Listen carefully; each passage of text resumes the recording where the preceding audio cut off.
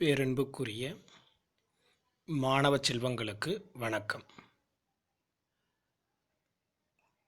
Corona என்கிற ஒரு நோய் இன்று உலக அளவில் பரவி பெரும் பாதிப்பினை ஏற்படுத்தி கொண்டிருக்கிறது. இந்த பாதிப்பிலிருந்து நீங்களெல்லாம் தற்காத்து கொள்ள அரசாங்கம் சொல்லக்கூடிய அத்தனை விதிமுறைகளையும் கடைபிடித்து பாதுகாப்பாக இருக்க அன்போடு கேட்டுக்கொள்கிறேன். உங்களையெல்லாம் சந்திப்பதில் மிக்க மகிழ்ச்சி. இப்போ நம்ம பார்க்கக்கூடிய இந்த பாடம் தமிழ் எழுத்துக்களில் மிக மிக அடிப்படையான பாடம். தமிழ் எழுத்துக்கள் பற்றிய பல்வேறான செய்திகளை நாம் பார்த்துட்டு வந்துட்டுருக்குறோம். இந்த வீடியோவில் நம்ம பார்க்கக்கூடிய பாடம் மிக முக்கியத்துவம் வாய்ந்த பாடம்.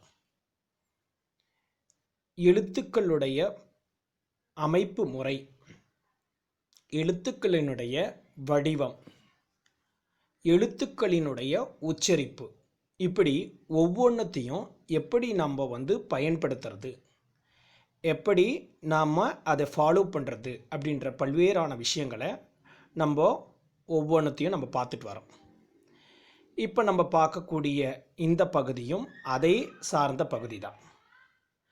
இப்போ தமிழ் எழுத்துக்களில் நம்ம இப்போ பார்க்கக்கூடிய பகுதி உயிர்மெய் எழுத்துக்கள். உயிர்மெய் எழுத்துக்களில் உங்களுக்கு நல்லா தெரிஞ்சிருக்கும். இப்போ நம்ம பார்க்கக்கூடிய பகுதி ஈ வரிசை. இந்த ஈ வரிசை என்பது மிக மிக முக்கியமான ஒரு வரிசை.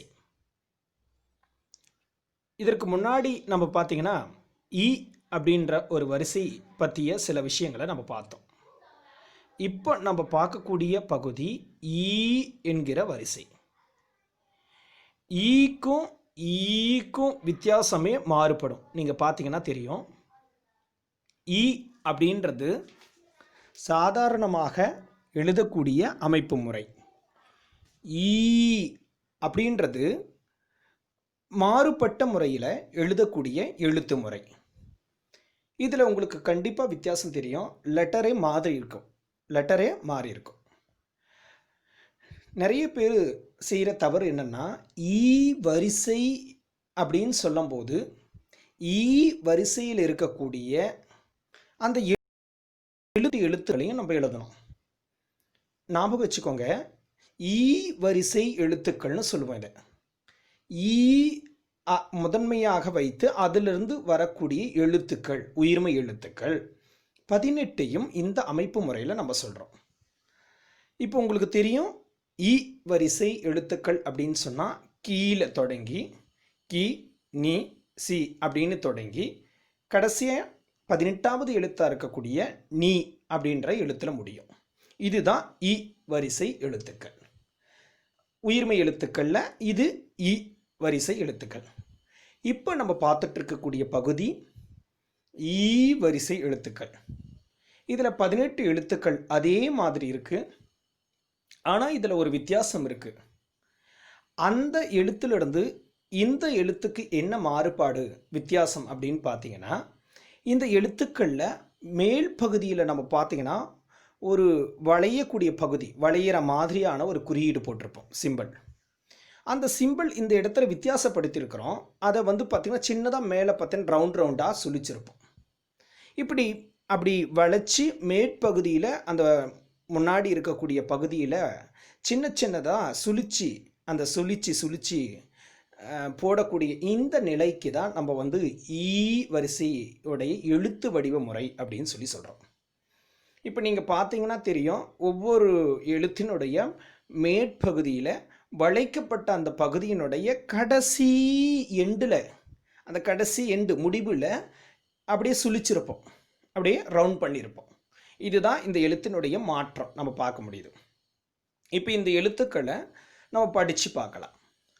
கீ நீ சி நீ டி நீ தி நீ பி மீ, ஈ, ரீ, லீ, வீ, லீ, லீ, ரீ, நீ. என்ன மாணவர்களே, ரொம்ப கவனமாக இந்த எழுத்துக்களை நீங்கள் கவனிச்சிருப்பீங்கன்னு நினைக்கிறேன். மறுபடியும் உங்களுக்காக வாசிக்கிறேன். ஏன்னா இது ரொம்ப கவனமாக அதை சொல்லணும். இந்த எழுத்துக்களை நம்ம ஒரு ஒலிப்பு முறை, அதாவது சொல்லும்போது நம்ம ஒரு வேறுபாடு இருக்கும். நான் ஒவ்வொன்றுத்தையும் அழுத்தமாக ப்ரெஸ் பண்ணி சொல்கிறேன். அழுத்தம், அதாவது ப்ரெஸ் பண்ணி சொல்கிறேன். அதிகப்படியான சவுண்ட் எஃபெக்டை கொடுக்குற விஷயத்தை நீங்கள் அழகாக பார்க்க முடியும். நீங்கள் பார்க்கலாம். நான் மறுபடியும் சொல்கிறேன். நீங்கள் ஒவ்வொரு எழுத்துக்களையும் அப்படியே கவனமாக என்ன பண்ணணும், பார்த்து அதே மாதிரி சொல்லி உச்சரிக்கிறதுக்கு பழகணும். கீ, ஞாபகம் வச்சுக்கோங்க. இ வரிசையில் கீ அப்படின்னு சொல்லுவேன். ஆனால் இதில் கீ அப்படின்னு சொல்லி நீண்டு ஒலிக்கிற விஷயங்கள் உங்களுக்கு நல்லா தெரியும். அதுதான் இதுக்கும் அதுக்குமான வித்தியாசம். உடைய சவுண்ட் எஃபெக்ட் கொஞ்சம் அதிகமாக இருக்கும். அதனால் இதை நீண்ட ஒரு ஒலி அமைப்பை உடைய எழுத்துக்களாகவே நம்ம வச்சுக்கிறோம். புரியுதுங்களா? இதற்கு நெடில்னு சொல்லுவோம். இதை பற்றிய விஷயங்களெல்லாம் பின்னாடி வரக்கூடிய பாடங்களில் நான் உங்களுக்கு தெளிவாக சொல்லுவேன். இப்போ மறுபடியும் அந்த 18 எழுத்துக்களையும் நம்ம ஒரு முறை ரீகால் பண்ணி பார்க்கலாம். கீ, நீ, சி, நீ, டி, நீ, தி, நீ, பி, மீ, ஈ, ரீ, லீ, வீ, லீ, லீ, ரீ, நீ. இப்போ உங்களுக்கு நல்லா தெளிவாக புரிஞ்சிருக்கும். ரொம்ப தெளிவாகவும் அந்த எழுத்துக்களை கேட்டிருப்பீங்கன்னு நான் நினைக்கிறேன். சரி, இந்த எழுத்துக்களை பற்றிய சில விஷயங்களை பார்த்தோம். நம்ம எப்படி உச்சரிக்கிறது அப்படின்ற விஷயத்தையும் நம்ம தெரிஞ்சுக்கிட்டோம். சரி, இதனுடைய அடுத்த பகுதியாக நம்ம பார்க்கக்கூடியது எழுத்துக்களினுடைய பிறப்பு. எழுத்துக்களினுடைய பிறப்பு. இந்த எழுத்துக்கள் எப்படி பிறக்குது, உருவாகுது அப்படின்ற விஷயத்தை நம்ம தெரிஞ்சுக்கணும் இல்லையா? ஒவ்வொரு எழுத்துக்கள் உருவாகிறதுக்கும் ஒரு மெத்தடை வச்சுருக்கிறாங்க. ஒரு மெத்தட் இருக்குது. தமிழில் எழுத்துக்களை சாதாரணமாக உருவாக்க முடியாது. அதுக்கு சில விதிமுறைகள் இருக்குது. அந்த விதிமுறை அடிப்படையில் தான் அந்த எழுத்துக்கள் உருவாகும். ஸோ அந்த அடிப்படையில் இந்த எழுத்துக்கள் எப்படி உருவாகியிருக்கு அப்படின்றத நம்ம தெரிஞ்சுக்கணும். இப்போ நம்ம பார்க்கக்கூடிய பகுதி எழுத்துக்கள் எப்படி உருவாகியிருக்கு அப்படின்றது. முதல்ல ஒரு 5 எழுத்துக்களை கொடுத்துருக்குறேன். இப்போ நீங்கள் முதல் பகுதியில் பார்த்தீங்கன்னா தெரியும், எல்லாமே மெய் எழுத்தை கொடுத்துருப்பேன். அடுத்ததாக கூட்டல் குறி, அதுக்கடுத்து உயிர் எழுத்து கொடுத்துருக்குறேன். அதுக்கடுத்து ஈக்குவல் அப்படின்ற சிம்பிள் கொடுத்துருக்குறேன். அதுக்கடுத்து அந்த இப்போ நம்ம சொன்னோம் இல்லையா, அந்த உயிர்மெய் எழுத்தில் ஈ வரிசையில் வரக்கூடிய எழுத்துக்களை நான் கொடுத்துருக்குறேன். இப்போது இந்த இடத்துல நீங்கள் கவனமாக பார்க்கலாம்.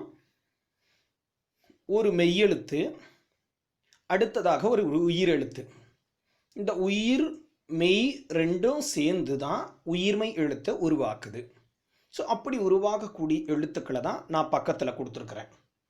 இப்போது எப்படி பாருங்கள், ஒரு எடுத்துக்காட்டு சொல்கிறேன். எக்ஸாம்பிள், இக்கு அப்படின்றது மெய் எழுத்து, அதுக்கடுத்து ஈ அப்படின்றது உயிர் எழுத்து. இது ரெண்டுமே சேர்ந்து என்ன எழுத்தாக உருவாகியிருக்குன்னா உயிர்மெய் எழுத்தாக உருவாகியிருக்கு. அந்த எழுத்தினுடைய பெயர் கீ அப்படின்றது. சரி, இதே அடிப்படையில் தான் மற்ற எழுத்துக்கள் எல்லாம் உருவாகியிருக்கு. அந்த எழுத்துக்கள் எப்படி உருவாகியிருக்குன்ற விஷயத்தை நம்ம இந்த இடத்துல பார்க்கலாம். இங்கு கூட்டல் ஈ, நீ. இங்கு கூட்டல் ஈ, நீ. இச்சு கூட்டல் ஈ, சி.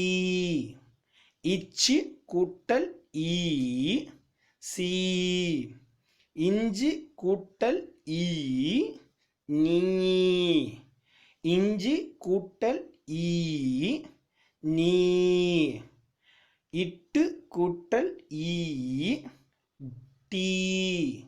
இட்டு கூட்டல் ஈ, டீ. 5 எழுத்துக்களை நம்ம இந்த இடத்துல பார்த்துருக்குறோம். இதுக்கு அடுத்து தான் மீதி இருக்கிற ஒரு 5 எழுத்துக்களை பற்றிய விஷயங்களை தான் நம்ம இப்போ பார்க்க போகிறோம். இன்னு கூட்டல் ஈ நீ. இன்னு கூட்டல் ஈ நீ. இத்து கூட்டல் ஈ தீ. இத்து கூட்டல் ஈ தீ. இந்து கூட்டல் ஈ நீ. இந்து கூட்டல் ஈ நீ. இப்பு கூட்டல் ஈ பீ. இப்பு கூட்டல் ஈ பீ. இம்மு கூட்டல் ஈ மீ. இம்மு கூட்டல் ஈ மீ. கவனமாக பார்த்துருப்பீங்கன்னு நினைக்கிறேன். இப்போது மொத்தமே 10 எழுத்துக்களை பற்றி நம்ம பார்த்துருக்குறோம். இப்போது 18 எழுத்துக்களில் 10 எழுத்து பார்த்தாச்சு. மீதி இருக்கக்கூடிய 8 எழுத்துக்களை பற்றி பார்க்குறோம். அதில் 4 எழுத்துக்களை பற்றி இந்த ஸ்லைடில் பார்க்கலாம். ஈ கூட்டல் ஈ ஈ.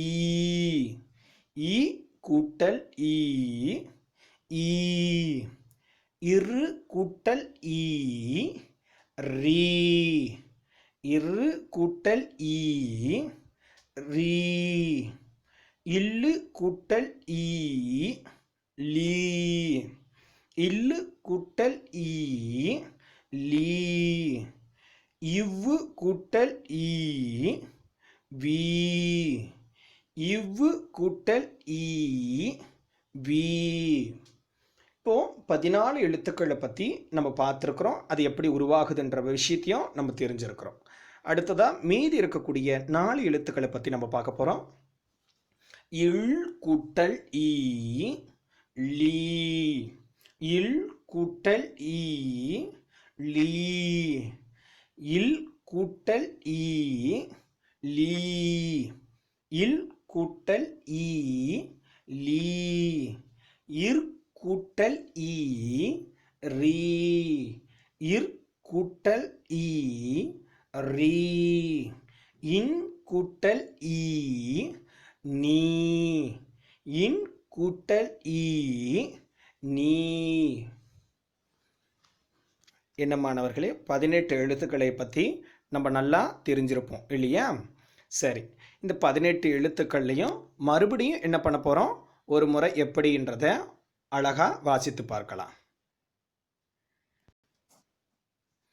சரி, இப்போ கடைசியாக நம்ம அந்த எழுத்துக்களை எல்லாம் ஒரு முறை ரீகால் பண்ணி பார்க்கலாம். உயிர்மை எழுத்துக்கள் ஈ வரிசை. இப்போ ஈ வரிசையில் மொத்தம் எத்தனை எழுத்துக்கள் இருக்குது? 18 எழுத்துக்கள் இருக்குது. அந்த 18 எழுத்துக்களையும் நம்ம ஒவ்வொன்றத்தையும் சொல்லி பார்க்கலாம். இதை முறைப்படி சொல்லி எழுதி பார்த்து பயிற்சி எடுத்தால் தான் நம்மளுக்கு என்ன ஆகும், மிக சிறப்பான முறையில் அந்த எழுத்துக்களை நினைவில் வச்சுக்க முடியும், மிக அழகாக எழுத முடியும். இப்போ நம்ம பார்க்கலாமா? கடைசியாக கீ நீ. சி நீ. டி நீ. தி நீ. பி மீ. ஈ ரீ. லீ வி. லீ லீ. ரீ நீ. என்ன அருமை மாணவர்களே, ரொம்ப அழகாக கவனிச்சிருக்கீங்க. இந்த கவனிப்புன்றது இதோடு நிற்காமல் அடுத்த கட்டமாக நம்ம கொடுக்கக்கூடிய ஹோம்ஒர்க்லையும் நீங்கள் அதை பயிற்சி எடுங்க. நீங்கள் தனித்துவமாக இருக்கக்கூடிய நேரத்தை பயன்படுத்திக்கிட்டு அதை தொடர்ந்து சொல்லி பாருங்கள், எழுதி பாருங்கள், தொடர்ந்து பயிற்சி எடுங்க. மீண்டும் அடுத்த ஒரு வீடியோவில் நம்ம சில நிகழ்வுகளையும் சில எழுத்துக்கள் பற்றியும் பார்க்கலாம். நன்றி, வணக்கம்.